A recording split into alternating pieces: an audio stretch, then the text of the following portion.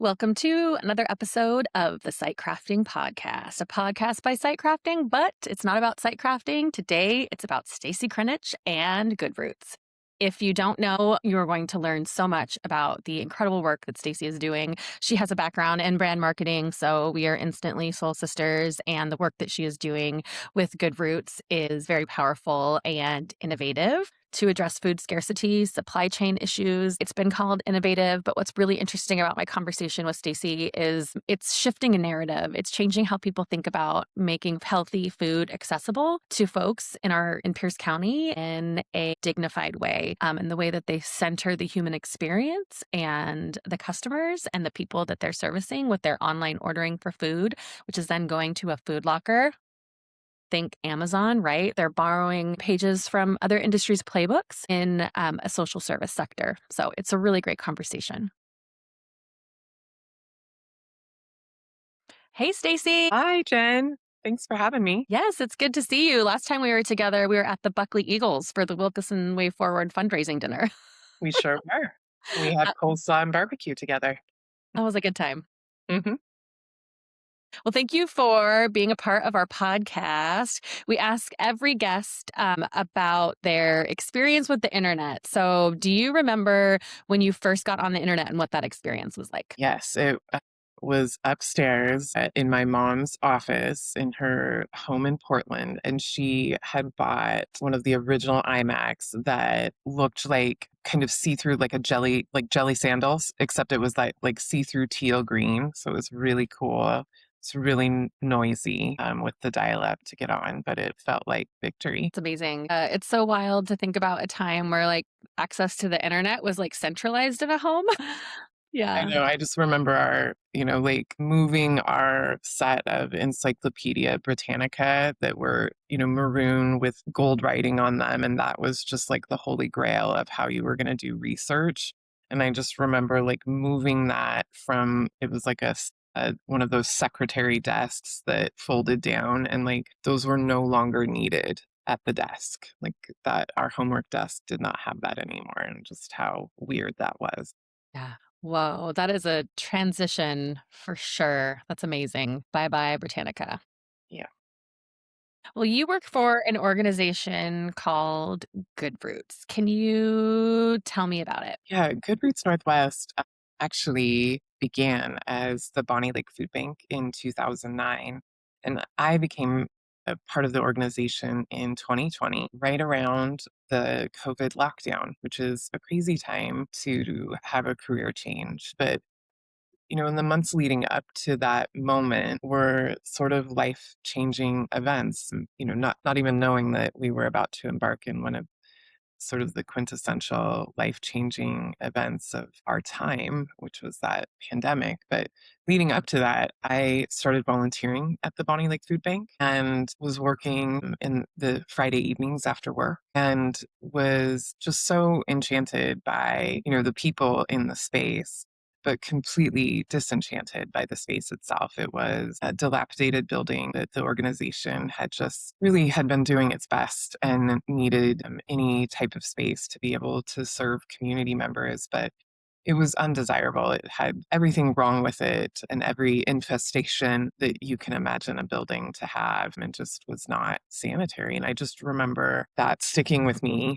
and feeling for, one of the first of many times that I had found out something that I couldn't unknow. And it brought about a career shift and kind of a life, shift for me in serving the community and the greater public through the work that I do now. But I come from a background in .com, Nordstrom.com, and I have worked in high-end, retail the majority of my career, and really a consumer obsessed business.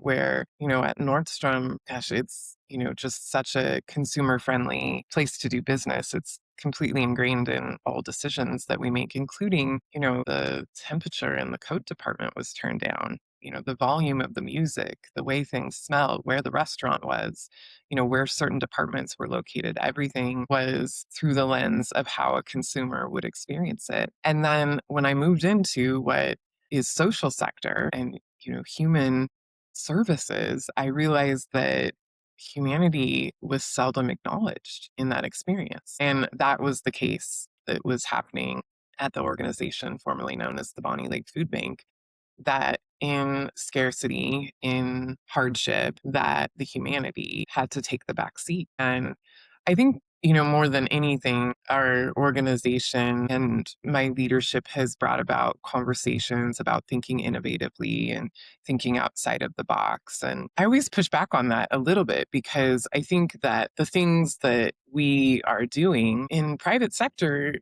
are considered every day. They're not outside of the box. They're not innovative. I'm not that smart. But I think the thing that we've done, if anything, the innovation that we've created is we've kind of flipped that narrative where, each of our projects kind of has a North Star. And the North Star for the locker model that we'll talk about probably pretty shortly is that convenience seems to only be afforded by those that can afford it. And I'm really curious about why that is. And so I think if anything, our leadership and our organization is curious and we like to shift narratives that are kind of societally known but not disrupted. I think we're probably more disruptive than we are innovative, but people can argue with me about that if they want. But yeah, I'm definitely proud of the work that we have done. Mhm. But I'm always really quick, to say that I can sit here and get food any way that I want it. And in social sector and in human services, traditionally, there's only been one or two ways that that can happen. And it shouldn't be that way. Yeah. That's so fascinating. That's so fascinating because you're saying a couple different things here that I think are really interesting. It's not innovative. Like you're borrowing a page from a playbook Yeah. from other industries, and then also like the focus on the humanity of people who are living in food scarcity and bringing these two things together. It makes sense. It makes sense, but it hasn't been done. Therefore, the misnomer of innovation. Yeah. Yeah. And I mean, I'll accept that it's, I guess, innovative in social sector, but I also think, I have been hesitant over the years to get too celebratory about that Mhm, because from a branding standpoint, I want what we do to be the norm and mhm. to be treated as the norm. And so I think I hope to see that in my lifetime, that we start thinking about the human condition in nonprofit sector and start really borrowing playbooks and acknowledging that when you have money, that you have abundance in more than just things. You have abundance in services, abundance in practicality and kind of logical solutions, and that those seem to go out the window when you don't have a dollar. All of a sudden, we can't figure out how to not have people in lines. We can figure that out at Disneyland with a fast pass. But if you're out of food, something that is essential to human life, we really are out of solutions to figure out how to keep you out of a line. And I think more than anything, the lockers kind of calls BS on that, Mhm. that there are ways and that they can be effective and dignified and convenient and technology infused, just like what everybody else, experiences in their day to day when they have. Yes, absolutely. And the access is incredible, like access and then relevancy, right? Like that's also something that tends to go out the window. Like behaviorally, people are doing things differently. They're accessing, they're using apps to do lots of different things and order many things. But if they need food, it makes sense that they should be able to do that as well, right? Yeah. Yeah. When did this 2020 Bonnie Lake Food Bank, you started, how did the locker piece come into play? Well, it was a two-part. I was watching human behavior. So in the very first month of the pandemic, I get the job. 10 days later, um, the the lockdown occurs here in Washington, and it was chaos. Almost immediately chaos. And then as layoffs started to ensue, I think this scarcity, Costco toilet paper, erratic behavior, survival type behavior started really kicking in. And if it's kicking in for somebody that has a car with a Costco membership, then imagine sort of that trickle down the more socially vulnerable you are. And so the behavior at the Bonnie Lake Food Bank that I was seeing, kind of the social behavior was, people were coming in masses to this building that was dilapidated and disrespectful, right? And I didn't really want that to be people's memory, like core memory that they took from this, time, this incredible time for the world. But, on a community level, people seeking resources, this was a deeply traumatic time. And so as people were coming to this building, by the masses and we were serving them, with the food that we had, immediately, our resources were starting to deplete. Panic was, getting more and more. I could sense it all around us. And I remember seeing people that we had helped earlier in the day or earlier in the week were driving around the building. They were actually circling the building. I could see it. And I was there, really long hours, kind of preparing for the next day. We only had one other employee and a part-time employee and me, and I was part-time. And so I was, watching on the camera and realizing that I recognized some of these cars and it immediately struck me. It was like 10 o'clock at night in this dark, horrible building. And I thought, oh my God, it's a survival. Like when your cortisol levels are high and you're stressed, you kind of go into that more reptilian brain where it's like all about survival. And people were circling a food source. It was incredibly animalistic and sad and hard and all of those. And it really shook me. And everything was remote. Like I wasn't interacting in person with my board. I'd only met them one time at this point in person. And so I called one of my board members and I explained what was happening and what I thought was happening and this pattern of behavior that I had seen. And I just said, we need a vending machine. If people knew that food could be available anytime, I think all of this panic about wanting to make sure we were still there, wanting to make sure we had food, that could go away.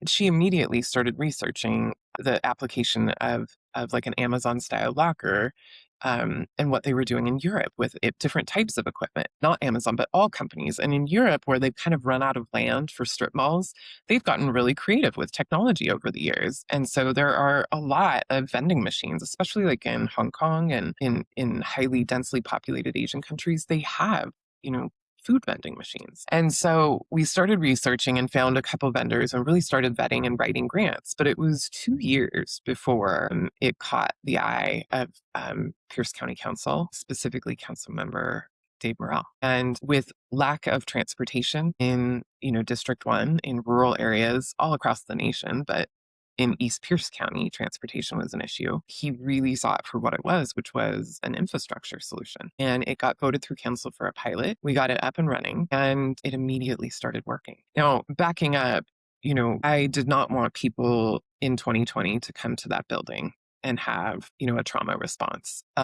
To the whole thing and have that be sort of a core memory. So we had started a delivery route that had grown to an 1,800 stop, 250 square mile, which is our primary service area, delivery system. And we were preparing over 5,000 grocery bags a week. And we had the National Guard at that time.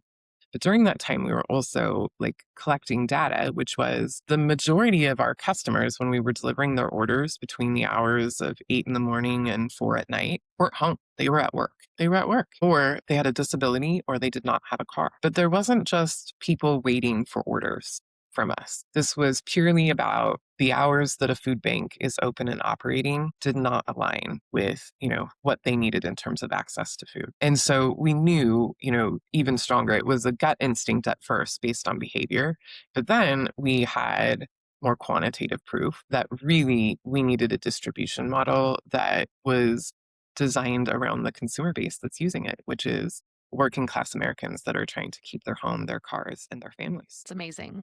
It changed everything. When we launched it the first week, somebody had taken a scrap piece of paper out of their car and wrote with whatever they had, like a lipstick liner or something, like whatever they had available to write. And we open, because we open up all the lockers to load them multiple times a day. And the paper said, "Thank you for noticing me," which I think is just the word notice, I think was such an interesting, not like, "Thank you for helping me," "Thank you for noticing me," which is a person that, needed that option, Mhm. for whatever reason that is none of my business, and Yeah. that they got to keep that, the privacy, the dignity, the anonymity, that all of that was the gift. Yes. So That's amazing. Centering the dignity in all of it, I think, is so powerful and so life-changing, or I guess narrative changing rather, right? That's where the narrative starts to shift is when you're centering it on the people, not on how many meals provided, right? Like you understand who they are and you're literally meeting them where they are. Mhm. hopefully that's sort of that North Star. And I didn't really explain so much about, these lockers that, there are these really robust, refrigerators with 16 refrigerators in them where our customers are able to shop online and look at fresh, healthy food that is available in real time. Like what is available in the system for free is what shows up in the palm of their hand. Able to shop and add things in their basket. They have 100 points. Our members have 100 points to spend every week. Just like when you have a Costco membership, you don't shop every week. And that's the case for our customers. They shop when they need it. If consistency in terms of our ability to have fresh and healthy food is there, and so there's a trust, and so that Costco toilet paper scarcity relationship, we've moved beyond that into just being a trusted service provider that it thinks the most of its consumer base, not the least. And so people are shopping when they need it. The most points, people are spending when they shop are, an average of about 30 of those 100 points. So when given the choice of shopping every week and having 100 points, people shop once or twice and spend 30, which is, I think, not a widely understood metric because I don't know if it exists. I mean, there aren't a lot of exclusively online. I don't know of any online e-commerce, for lack of a better word, food bank. Yeah.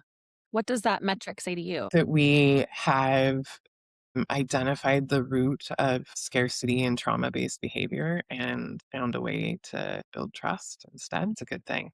It's a good metric. Yeah. How many lockers do you have now? We have 10, and we will have, by the end of next year, we are targeting 17. And where are these lockers?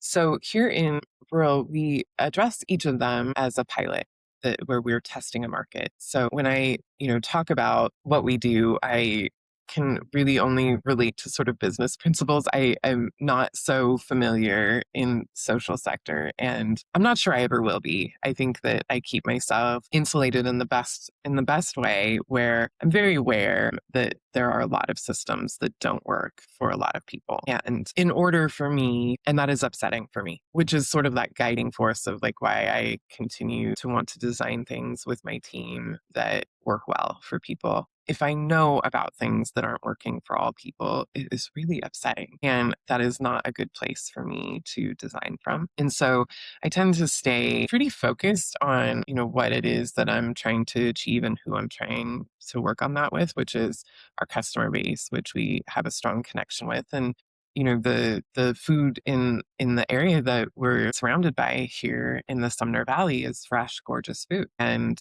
there is an abundance of fresh food all around us. And so I look to farms and agricultural businesses as business partners. So with each of these pilots, we're really identifying a market niche that is overlooked because it's highly vulnerable, complicated, and not easy to solve for. And in rural areas that are food deserts, those are complicated, vulnerable, and on a national scale, not easy to solve. And so we went in with these lockers, and that was really our first pilot. We have 6 of them in rural locations that are at, libraries. They're at places where the community already is. We really wanted to make an effort to not design quote unquote poor people lockers and have them in places like there were even people that offered me locations like alleys to put these in, like in the very early days. And I refused because I was like, this location looks like people should be ashamed. Like these are incredible pieces of, equipment and infrastructure in a community. And if they can't get top billing, then I guess you don't want them that bad because we're not going to put them in an alley. And so the locations that we have are, MOUs and leaseholds with the cities and municipalities where we are serving. So almost like a franchise, like if a subway comes into your community. And so we sign a lease and we sign a memo of understanding and have that address. So we have 11 addresses right now that we fundraise towards. And they're libraries, fire stations, post offices, colleges, anywhere where the community already is. So that we're not really differentiating between people that can pay for food and people that can't. The location between the location and kind of the digital relationship through SMS and notifications that we send digitally to our customer base, we're really connected and we can really watch the success rate of each of those locations.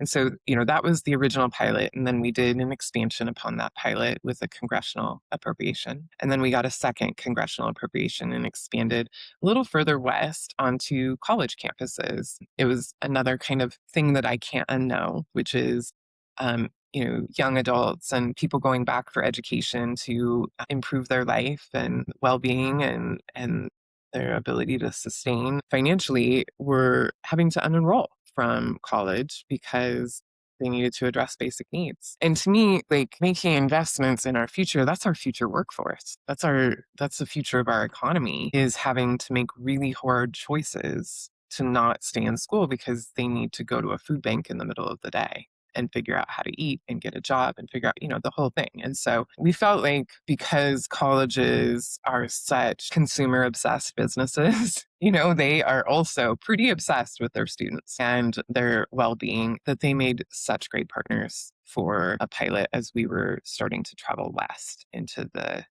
greater Pierce County. And that has proven to be a really great decision. So we are now waiting to hear about our third congressional appropriation through Senator Patty Murray and further fortifying that college network with additional support to protect our future workforce and our economy here in Washington.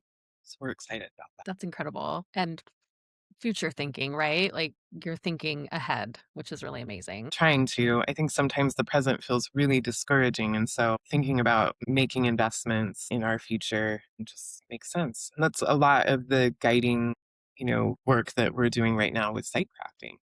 And it is another kind of unknown territory that we're embarking on with this, e-commerce infrastructure, which I can talk. I'm curious about bringing people along, right? So you've used the word disruptive. We've talked about shifting the narrative, and I think disruption in any area is interesting because like it's uncomfortable, right? Like when you're disrupted, it's like, ugh, how have you brought people along with you, because you closed the Bonnie Lake Food Bank and now you have all the lockers and then you have your food hub, which people can come tour. I saw that on your website. That's really incredible.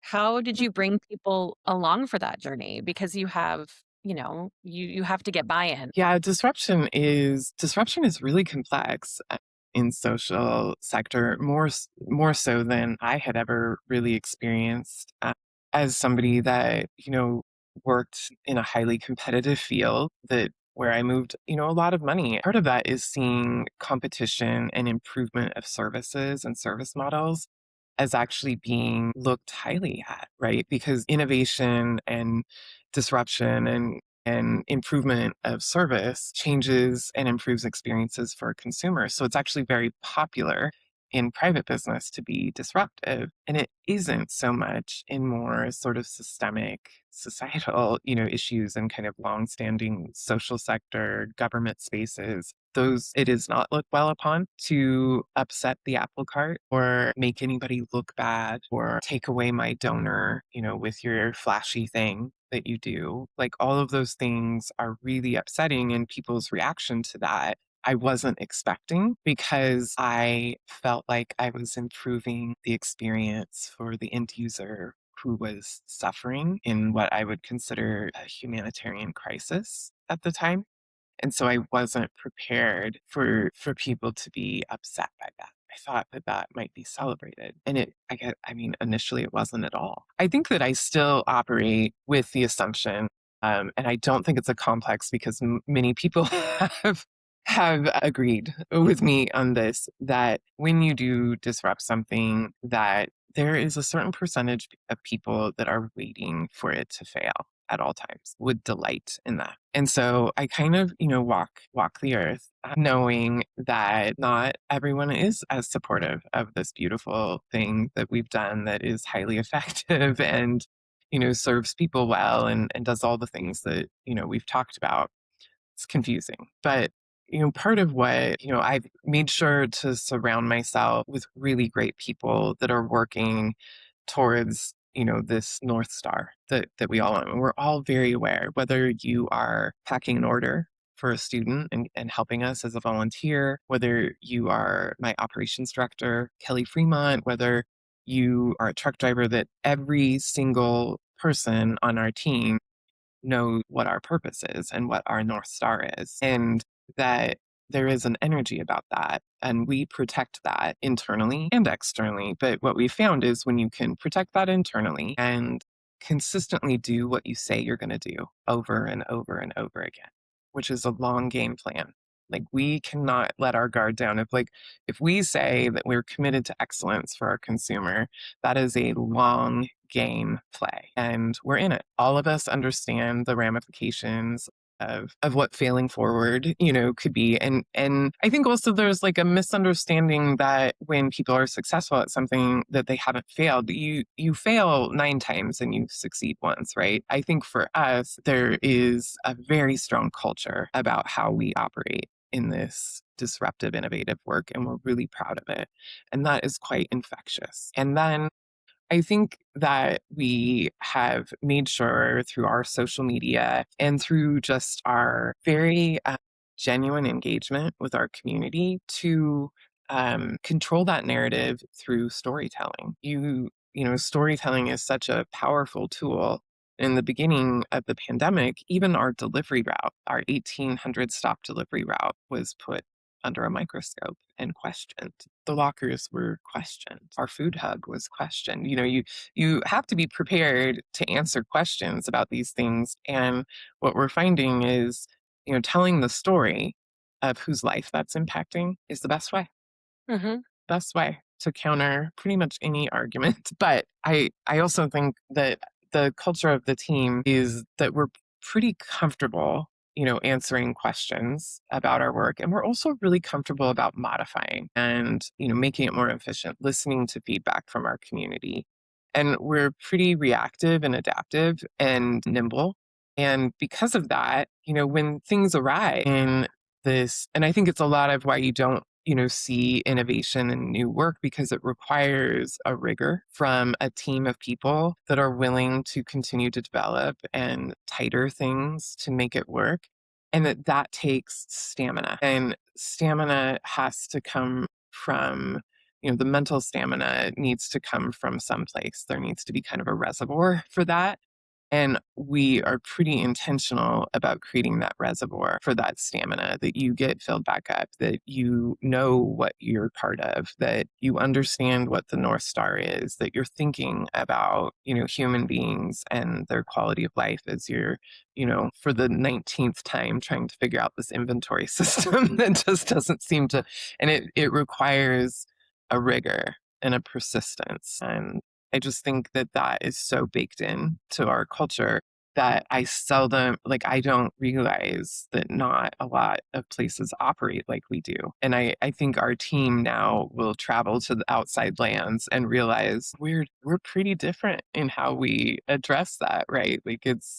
There's a lot of consideration about how we conduct ourselves in designing new things. Great. And so what's next? What's on the horizon for GoodRoots Northwest? Well, I always have a couple of plans for sure. I'm always thinking of new ways to enhance the existing and, just create better communities through design that's intentional. But I also leave, things open to surprise even me and listen to feedback from the community on what they need. What we know is that a lot of changes have happened in this sector, and whether that be in philanthropy or in government, a lot of things have changed in how we are funding that social gap that needs to be filled. And we're in the middle of that. Like, I don't shy away from talking about how we're pivoting, continue to be able to do the work that we do and expand upon it. And so, the 2026 has been another pivot. We pivoted pretty wildly in 25 and went to straight e-commerce and to a larger scale hub and distribution, which we feel good about. And then 2026 is about rethinking food and supply chain can be localized. We have our distribution highly localized, but we are still at the last part of the last mile of food distribution. And we're in a global food economy where food is coming from all over the place. And I happen to believe that local is the future and that local systems local politics, local food, local commerce is not just a nice thing to say, but pretty critical as an aspect of our economy. And I think that's some of the messaging that we're embarking on in our next endeavor, which would be two-part. One, to design a localized commerce solution, in which we're doing that with site crafting. We want anybody to be able to shop with GoodRoots and have access to healthy local food that's grown right here in our community, which is the healthiest. It hasn't been on a truck for weeks. It lasts the longest. It saves farm. It helps our local economy and hopefully, keeps you healthy and strong. But that is not accessible. It's not accessible when you can't afford it. And it's actually not accessible when you can afford it. There are very few stores in our region here that even support local. It's much easier to support a global food economy. And we're losing farmland. So GoodRoots is lucky enough to have an opportunity to acquire a farm in the Sumner Valley that is a high capacity hydroponic food production farm. So we will start producing our own supply for the lockers, which will have very few miles on that food and it will be healthy and delivered when it's at its best. But we also want the ability to sell local food from the mini producers that we have worked with and make that more accessible because they're just the grocery industry is watching their margins and really they cannot always localize their own supply chain. And so we'd like to fill that gap and have that be somewhat of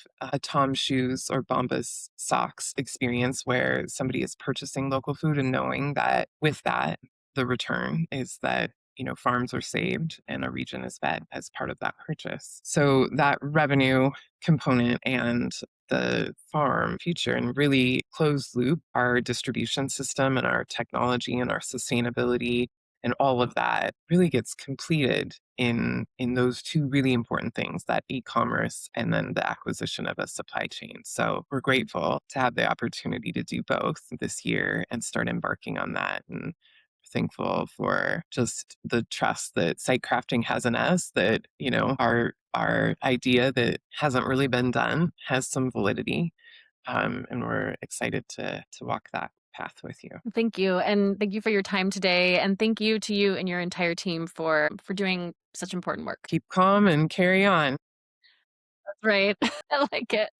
All right. Well, enjoy the rest of your day Yeah. and I'll look forward to seeing you soon. Thanks, Jen. Hello. Well, hello there, producer. Hello there, host. How was the podcast with Stacey? It was fantastic. She is so smart and so thoughtful in her approach to everything. And I learned that she started, I don't want to tell the whole pod, give the whole pod away, but this comes at the end of the pod, so it doesn't matter. But she started at Pandemic, which is something we have in common because I started at Site Crafting 6 days Yeah. down. She started at what was the Bonnie Lake Food Pantry 10 days before. And Oh, so much of what they've done to change the narrative in their model of I don't know if it's a food scarcity model, I'm not sure the right word, but to deliver food to people who need it was informed by those early days in the pandemic where she was yeah. watching people and their reactions, and their behavior rather. So that was really interesting. I wrote down two things that I know you'll love. One of the things is her commitment to representing and serving the community. And I know community is totally your jam. My heart. You're everything, right? My everything. What a hero. Yeah, and even thinking long term, so getting food lockers and giving people access, like students on college campuses, right? Because if people can't afford food or they have, they have to make choices, Uh-huh. if we can keep them fed, then we can keep them in college, and then that's Yeah. our future workforce, right? Oh, goodness. And then she also said local saves national. And I mean, she didn't invent that, but she learned that from economists at a conference that she was just at. And I love that so much because part of what they're doing is they bought a farm. So trying to give people access to locally grown foods that maybe they wouldn't be able to get otherwise and also just keeping local farms alive, which is my heart, and supporting all things local. So I just love that idea of local saving national and Yes. people coming together to help people. So I think you're really going to enjoy listening to it and hearing about her team and how they work. I think I will. That's so exciting. I love that on the year of the pivot, it wasn't just how can I survive this? She really was looking out for the whole community in a year of a pivot. Everyone had to, but she went to help so many people in this space. And it's not just the food system that she's working to rebuild. It sounds like she's working to rebuild the social system. I think how it works, keeping kids in school, like you said, to have that education and how far that's going to take them. And it could just start with this locker. So that is so cool. I'm Right. so Dawson. Right. And she, so much of what she's doing is referred to as innovative, but like she pointed out, it's not innovative. Like Amazon has lockers. Like in Europe, they're doing this, or in other places in the world, there's food lockers Mhm. that are refrigerated. And Mm. so it's just changing the narrative and taking Yeah. something and keeping things accessible. I don't know why when people don't have access to resources, we make it harder for them to get it. Like I can do My gosh. DoorDash, I can do all these things that fit into my life, but Mhm. the idea of like having to stand in a line or sit in your car between work hours to get food Yes. is it's doesn't make sense when you really think about it. And so Yeah. it's really changing the narrative by giving people access and Yeah. rethinking the systems and looking through the lens of human behavior and what other people are doing. So Yeah. yeah, I'm it's a so good one. excited to listen to this. This Great. is so great. Yeah, it was great. Feeling like gives me hope. Yeah. I Mhm. need that. Yeah, for sure. All Thank right. you. Well, thank you. Always a pleasure to debrief with you, ma'am. Always. Signing off. Alrighty, bye bye. Bye.